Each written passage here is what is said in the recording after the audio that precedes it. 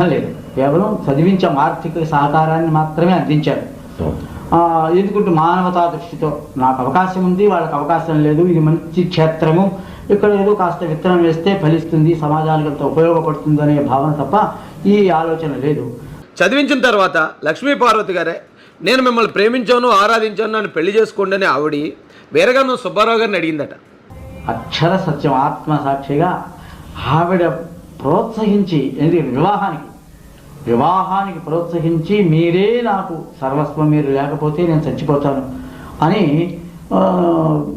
బలవంతంగా, అంటే నాకు వివాహం చేసుకోవాలనే కోరిక లేదు, చేసుకున్న ఆమెను చేసుకోవాలని లేదు. ఒకవేళ వివాహం చేయాల్సి వస్తే నేను డబ్బిచ్చి కట్టించి కూడా ఆమెకు వేరే పెళ్లి చేస్తానని కూడాను మా వాళ్ళతో చెప్పాను. అప్పటికే వీరగంధం సుబ్బారావు గారికి 4 పిల్లలతో ఉన్నాడు, భార్య లేకుండా. అలాంటి వ్యక్తిని ఇష్టపడి ప్రేమించి ఆరాధించి ఆవిడ పెళ్లి చేసుకుందటండి. పెళ్లి చేసుకున్న లక్ష్మీపార్వతి గారికి విద్యలన్నీ నేర్పించడమే కాదు, ఆయన ఎంఫిల్ చదివించాడటండి.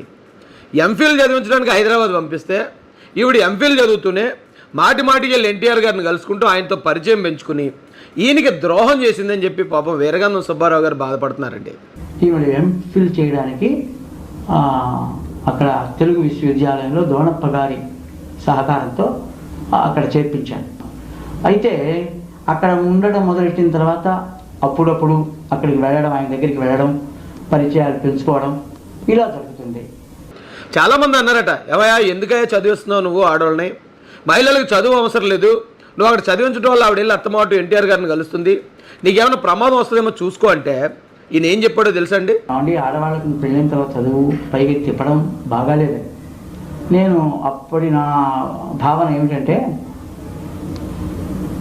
చదివి ఆడవారు చదువక మగవారు చెడుదురంతు లెస్స చెప్పినారు, చదువు చేటు కాదు సంస్కార లోకమే వీరగంధు మాట విరుల బాట అని ఒక పద్యం రాసుకున్నాం.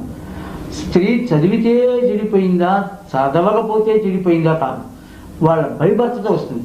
సంస్కారంతో చెడిపోవడానికి, బాగుపడటానికి చదువు కారణం కాదు. ఇంకా ఏదన్నా బాగుపడితే సహజమైన సంస్కారం ఉంటే అది డెవలప్ చేస్తుంది తప్ప చదువుకున్నంత మాత్రం చేతన చెడిపోరు అనేది నా నమ్మకం.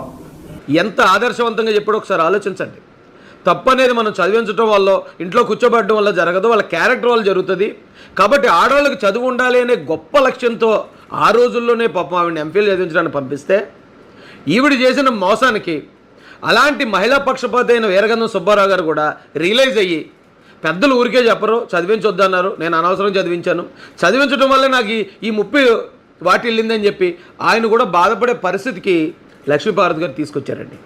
మరి నేను అనుకున్నది ఏమిటంటే, మనకంటే ముందు చెప్పిన వాళ్ళు, మనకంటే అనుభవజ్ఞులు, వాళ్ళు చెప్పింది తప్పు అని అనడం నాది తప్పు అనుకున్నాను. తర్వాత వాళ్ళు మనకంటే మేధావులండి, మన వాళ్ళంతా అమాయకులు కాదు, అజ్ఞానులు కాదు, ఏదో ఒక ఆలోచనతో చెప్పింది కాదు. వాళ్ళు జీవిత సారాన్ని వడకట్టి, అనుభవం, వేదం అంటే అదే అనుభవ సారమే, పెద్దల అనుభవ సారమే వేదం.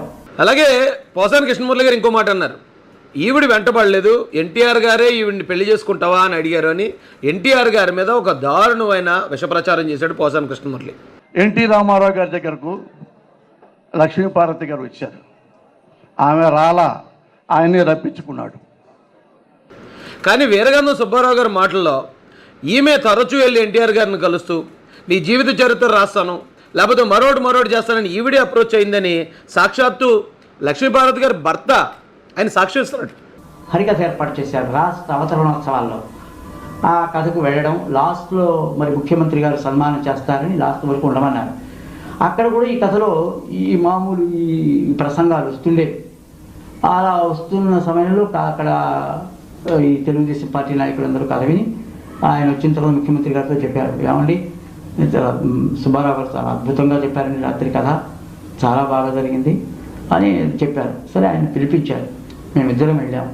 వెళ్ళి చాలా కథ బాగా చెప్పారట, బాగా ఉంది అని, ఇదిగో ఇవ్వండి మా శ్రీమతి లక్ష్మీపార్వతి, ఈమె ఎంఏ అయిపోయింది అని పరిచయం చేయడం.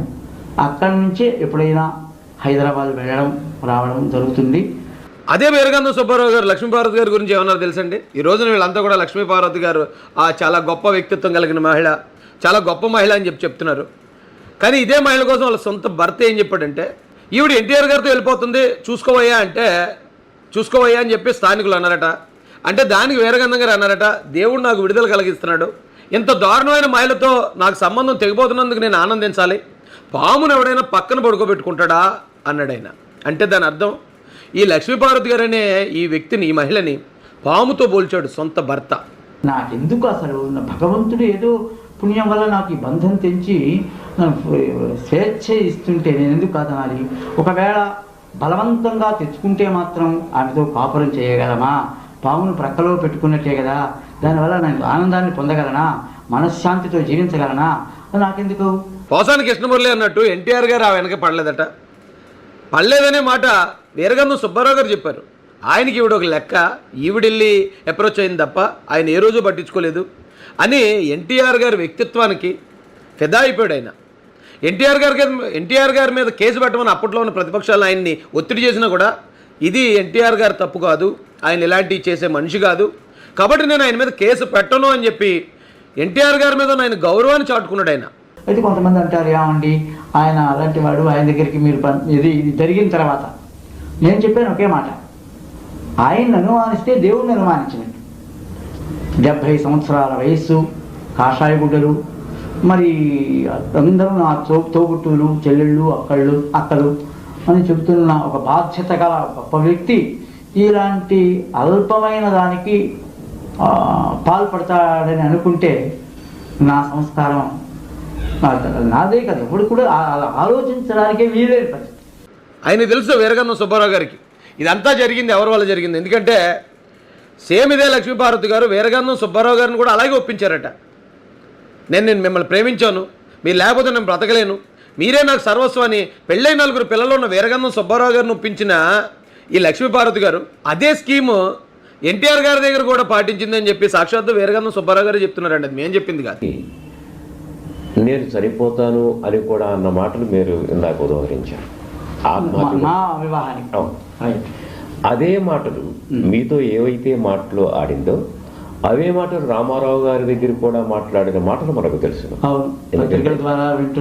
పత్రికలే కాదు, ప్రత్యక్షంగా కూడా రత్నబోస్ గారు, లక్ష్మీప్రసాద్ గారు, మోహన్ బాబు గారు వీళ్ళందరి సమక్షంలో సమావేశం జరుగుతున్నప్పుడు ఈవిడ కూడా అక్కడ ఉన్న క్షణాన వీడి మాటల మధ్యలో జీవిత చరిత్ర రాస్తానని చెప్పేసి అడిగారు. తన భార్యని పెళ్లి చేసుకున్నాడని తెలిసినా కూడా ఎన్టీఆర్ గారి మీద ఉన్న నమ్మకంతో ఆయన మీద కేసు పెట్టకుండా ఆయన మంచోడు అని చెప్పిన వీరగంధం సుబ్బారావు గారు ఎక్కడ సీఎం పదవి ఇవ్వలేదు, పార్టీలో సరైన పొజిషన్ దొరకలేదు కాబట్టి ఎన్టీఆర్ గారు పెట్టిన తెలుగుదేశం పార్టీనే ఎలాగైనా నాశనం చేయాలి, దాన్ని ముంచేయాలి అని చెప్పి ప్రతిపక్షాలతో తెలుగుదేశం పార్టీ శత్రువులతో చేతులు కలిపి ఈరోజు నేను ఇంత దుష్ప్రచారం చేస్తున్న లక్ష్మీపార్వతి గారు ఎక్కడండి? వీరగంధం సుబ్బారావు గారు మాట అన్నారండి. ఆయనతో ఎవరో అన్నారట, ఏమండి లక్ష్మీపార్వతి గారు మీకు ఇంకా డబ్బులు పంపిస్తున్నారా అన్నారట. దానికి ఆయన చాలా బాధపడ్డాడట. బాధపడి అవునండి పంపిస్తున్నారు, మీ ఆవిడని కూడా పంపించండి, ఆవిడ కూడా మీకు అలాగే డబ్బులు పంపిస్తుంది అన్నాడట.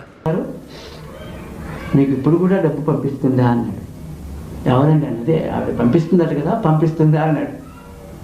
ఒక్క క్షణం నవ్వు, కోపము, బాధ కలిగింది.